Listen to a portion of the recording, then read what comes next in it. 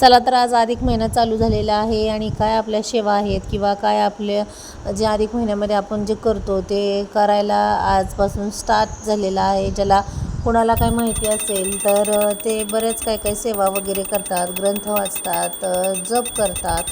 तर मलाही थोडीफार काहीतरी माहिती आहे, तेही मी तुम्हाला व्हिडिओमध्ये पुढे सांगेलच.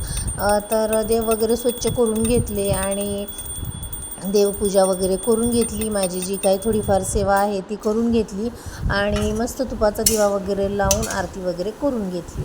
आणि आता जेवणासाठी आज ज्यावेळेस घरामध्ये काहीच नसेल ना, त्यावेळेस आपण गृहिणी काय डोकं चालवतो, बेसन पीठ किंवा कडधान्य भिजायला टाकतो. तर तसंच मी आज केलेलं आहे. बेसन पीठ आणलेलं होतं, तर म्हटलं बेसन पिठाची भजेच करूया आणि भजे करून त्याचा रस्सा करूया. तर तुम्हाला आवडेल अशी आहे. खूप छान भाजी याची होते.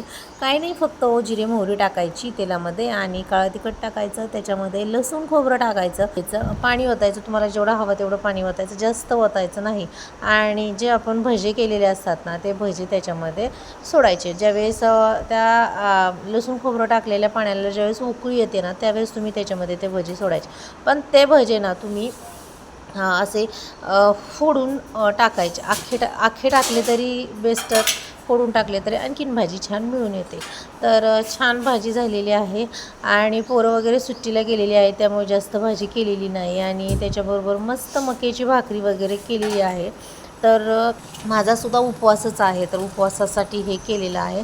तर आता उपवासाचं ताट वगैरे तयार करून घेते. आणि ही आमटी ना मक्याच्या भाकरीबरोबर अप्रतिम लागते. तर तुम्हीसुद्धा ना नक्की ही भज्याची आमटी करून बघा. जर भाजीला नसेल ना तर मी हे करते आणि एकदम छान मस्त आणि इझी रेसिपी आहे. तर आता देवाला नैवेद्य वगैरे दाखवून घेते, कारण देवाला नैवेद्य दाखवायचा म्हणजे पूर्ण आता अधिक महिना, आता 1 महिना कंपल्सरी उपवास आहे. एक टाईम जेवायचं आहे आणि दुसऱ्या टायमाला आपण उपवासाचं वगैरे काहीतरी खाऊ शकतो बरं का. आज काही इतका कडक नाही आहे. आता देवाला नैवेद्य वगैरे दाखवून घेते आणि आता हे छानसं ताट रेडी झालेलं आहे. तर इथं पाहू शकता तुम्ही भज्याची आमटी आणि लस्सी आणि मक्याची भाकरी हे केलेलं आहे. तर आता देवाला नैवेद्य दाखवून घेऊ. आणि ज्यावेळेस आपल्याला रस्सा भज्याचा करायचा असतो ना, त्याच्यामध्ये कांदा वगैरे घालायचा. त्या पिठामध्ये फक्त तुम्ही ओवा, जिरी आणि मीठ आणि लाल तिखट टाकायचं आहे. तसे भजे करायचे. तर आता देवाला नैवेद्य दाखवून झालेला आहे मस्त, आणि मस्त आंबा कापून वगैरे घेतलेला आहे. तर आता छानसं जेवण करते. जेवण करताना मला काही बोलायचं नाही आहे, त्यामुळे ना आता मी व्हिडिओ बंद करते आणि जेवण करून घेते आणि पुढं व्हिडिओ कंटिन्यू पहा, कारण पुढं मी व्हिडिओमध्ये ना अधिक महिन्याचं महत्त्व तुम्हाला सांगणार आहे. अधिक महिन्याचं महत्त्व सांगणार आहे त्यापेक्षा तुम्हाला हे सांगते की अधिक महिन्यामध्ये काय काय करतात लोक आणि मी काय काय केलेलं आहे हे सांगणार आहे. चला तर मग व्हिडिओ कंटिन्यू पहा आणि व्हिडिओ जर खरंच आवडला असेल तर लाईक, शेअर, सबस्क्राईब करायला विसरू नका. महिना चालू झालेला आहे आणि अधिक महिन्याचं ना बरेच महत्त्व आहे. तर अधिक महिन्याचं महत्त्व काय आहे, बरेच म्हणजे कुणाला काही गोष्टी माहीत असतात, कुणाला ना काही त्या अधिक महिन्याविषयी माहीतच नसते आहेत, ज्या की आपल्याला माहीत असतात, माहीत नसतात. तर मला जेवढ्या गोष्टी माहीत आहेत तेवढं मी अधिक महिन्यात तुमच्याशी शेअर करते. आणि मी अधिक महिन्यामध्ये ना म्हणजे काय काय नियम केलेले आहेत हे सुद्धा मी तुमच्याशी शेअर करणार आहे. तर अधिक महिना अधिक महिना हा 3 वर्षातून एकदा येतो आणि 12 महिने असतात, त्यातला एक हा 13वा महिना अधिक महिन्यामध्ये म्हणजे 13 महिने झालेले असतात. म्हणजे 3 वर्षातून एकदा 13 महिने येतात. 3 वर्षातून एकदा अधिक महिना येतो. ह्यावेळी ज्येष्ठ महिन्यामध्ये अधिक महिना आलेला आहे आणि अधिक महिन्याचं खूप महत्त्व आहे.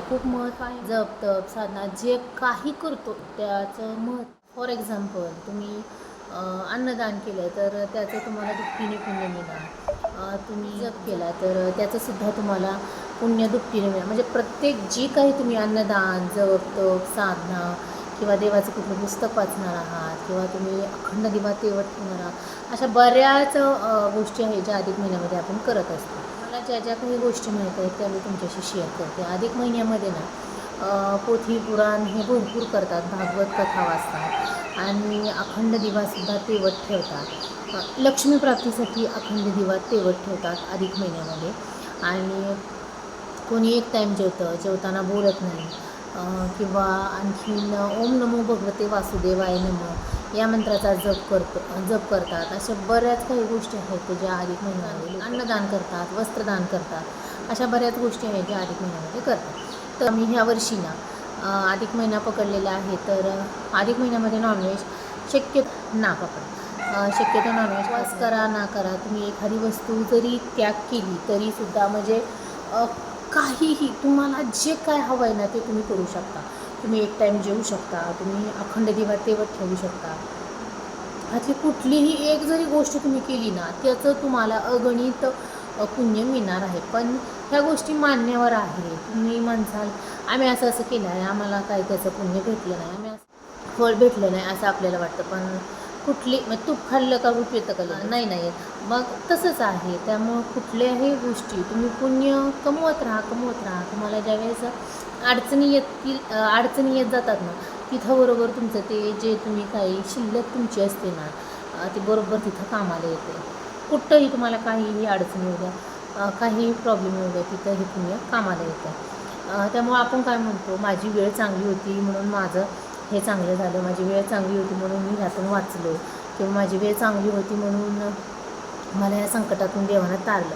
तर आपली वेळ चांगली नसती, पुण्य शिल्लक असतं म्हणून आपले त्यावेळेस त्या आपल्या त्या संकटातून सुटका झालेली असते.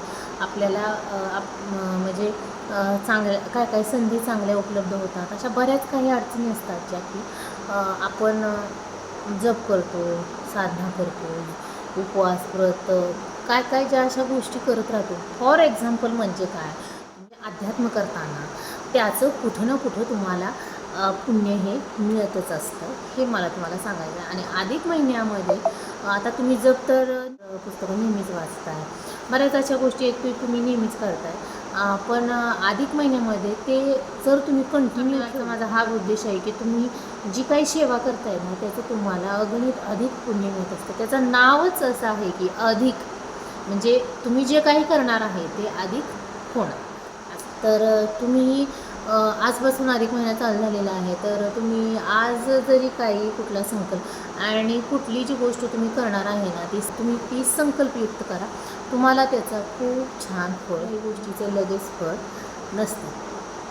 तर तुम्हाला एक महत्त्वाची गोष्ट सांगायची आहे की मी नवीन यूट्यूब चॅनल चालू केलेलं आहे, राणी इन्स्पायर बाईट्स अँड ब्लॉग्स. म्हणजे त्याच्यावर माझे ब्लॉग्स पण असणार आणि रेसिपी पण असणार, असा कंबाईन चॅनल आहे. आणि जसा मला वेळ भेटत जाईल ना तसं मी ती चॅनलवर व्हिडिओ अपलोड करत असते.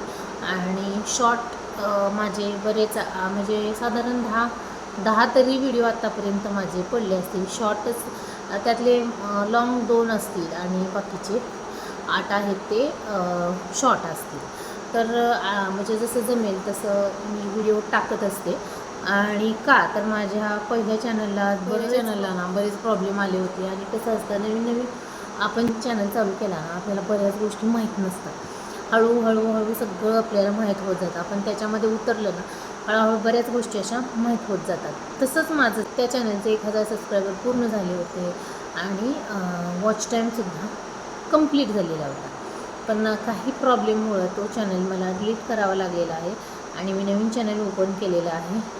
तर माझे तुम्हाला व्हिडिओ आवडत असतील, चॅनल काही तुम्हाला प्रेरणादायी वाटत असेल तर चॅनलला माझ्या नक्की लाईक करा, शेअर करा, सबस्क्राईब करा. चला तर भेटूया अशाच आणखीन एका नवीन व्हिडिओमध्ये. चलो बाय. आणि हो, सगळ्यात महत्त्वाचं म्हणजे तुम्हाला हे सांगायचं राहून गेलं, तुम्ही अधिक महिन्यामध्ये 33 आवळे किंवा 33 नाणी घेऊन असे दिवे लावू शकता, जे की आवळ्यावर लावायची तुपाची फुलवात जी असते ना त्या आवळ्यावरती किंवा तुम्ही कॉईनवरती लावू शकता. आणि आत्ता माझं काय झालेलं आहे, माझ्याकडे एवढे कॉईन आहेत बरं का, पण इतके आवळे नाही. जेवढे झाडाखाली सापडतील तेवढे आवळे मी घेऊन आले बरं का. पण आता बघू कसे उपलब्ध करायचे काय ते, कारण झाडाला इतके आवळे नाहीतच. आणि जेवढे आहेत तेवढ्यावरती तर चालू केलेली आहे सेवा. आणि हे आवळ्यावरती किंवा कॉईनवरती तुम्ही जो वात लावणार आहे ना ती लावून तुम्हाला एक सेवा करायची आहे. व्यंकटेश स्तोत्र व्यंकटेश स्तोत्र म्हणायचं आहे. ही संकल्पयुक्त सेवा करू शकता किंवा तशी सेवा तुम्ही केली तरी चालेल. पण संकल्पयुक्त केल्यानंतर जे आपलं काही काम आहे ना ते पूर्ण होतं. आणि अशी सेवा व्यंकटेश स्तोत्राची तुम्ही करू शकता. व्यंकटेश स्तोत्र मोठं आहे बरं का. ते संस्कृतमध्ये जर तुम्ही वाचलं तर ते आणखीन लहान आहे. चला तर मग मी माझा व्हिडिओ इथे संपवते. भेटूया अशाच आणखीन एका नवीन ब्लॉगमध्ये, रेसिपीमध्ये. चलो बाय.